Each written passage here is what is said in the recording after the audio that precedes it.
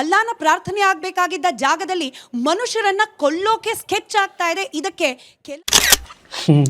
ನಾ ಕಲಿತ ಮದರಸಾದಲ್ಲಿ ಭಾರತವನ್ನು ಮುಸ್ಲಿಂ ರಾಷ್ಟ್ರ ಮಾಡು ಎಂದು ಎಲ್ಲೂ ಕೂಡ ಹೇಳಿಕೊಟ್ಟಿಲ್ಲ. ನಾ ಕಲಿತ ಮದರಸಾದಲ್ಲಿ ಹಿಂದೂಗಳನ್ನು ಕೊಲ್ಲಬೇಕೆಂದು ಎಲ್ಲೂ ಕೂಡ ನಾನು ಕಂಡೇ ಇಲ್ಲ. ನಾ ಕಲಿತ ಮದರಸಾದಲ್ಲಿ ಅಪಘಾತವಾದಾಗ ಮುಸಲ್ಮಾನರನ್ನು ಮಾತ್ರ ಬಚಾವ್ ಮಾಡಬೇಕೆಂದು ಎಲ್ಲೂ ಕಲಿತೇ ಇಲ್ಲ.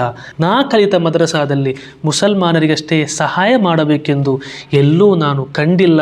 ಯಾವ ಪುಟಗಳಲ್ಲೂ ನಾನು ಕೂಡ ಓದಿದ್ದೇ ಇಲ್ಲ.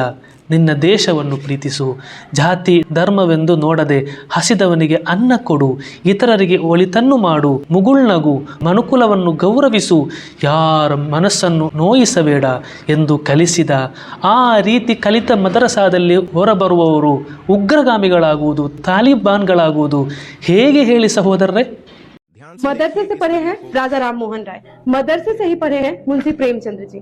इसके अलावा सरोजनी नायडू, डॉक्टर राजेंद्र प्रसाद और गुरु नानक देव जी। आज के वक्त में टीसीए राघवन, अजित डोभाल जैसे कई राजनायकों ने उर्दू, फारसी, अरबी भाषाएं सीख रखी हैं। तो जिन्हें लगता है मदरसे में पढ़ने से हिंदू बच्चे मुसलमान बन जाते हैं, उनके साथ ये ಅಲ್ಲಾನ ಪ್ರಾರ್ಥನೆ ಆಗ್ಬೇಕಾಗಿದ್ದ ಜಾಗದಲ್ಲಿ ಮನುಷ್ಯರನ್ನ ಕೊಲ್ಲೋಕೆ ಸ್ಕೆಚ್ ಆಗ್ತಾ ಇದೆ. ಇದಕ್ಕೆ ಕೆಲ ಮೌಲ್ವಿಗಳು ಬ್ರಿಡ್ಜ್ ಆಗ್ತಾ ಇದ್ದಾರೆ. ಇಂಥ ಆರೋಪ ಕೂಡ ಇದೆ.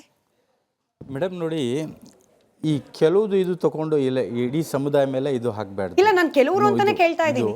ಈ ಕೆಲವು ಇದ್ದಾರಲ್ಲ, ಅವ್ರಿಗೆ ಕನೆಕ್ಷನ್ ಇರುತ್ತೆ ಟೆರರಿಂದ ಆಚೆಯಿಂದ, ಅದು ಇರುತ್ತೆ.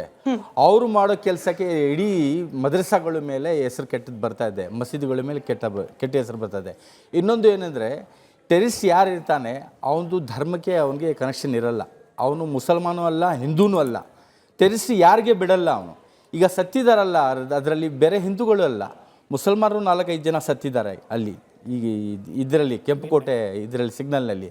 ಅದು ಇನ್ನೊಂದು ಮಾತು, ಈಗ ನಾನು ಬೇರೆ ಚಾನಲ್ ಹೋಗಿದ್ದಾರೆ, ಅಲ್ಲಿ ಹೇಳಿದ್ರು ಎಲ್ಲ ದೇವಸ್ಥಾನಗಳೆಲ್ಲ ಬ್ಲಾಸ್ಟ್ ಮಾಡೋರು ಮುಸಲ್ಮಾನರು ಅಂತ.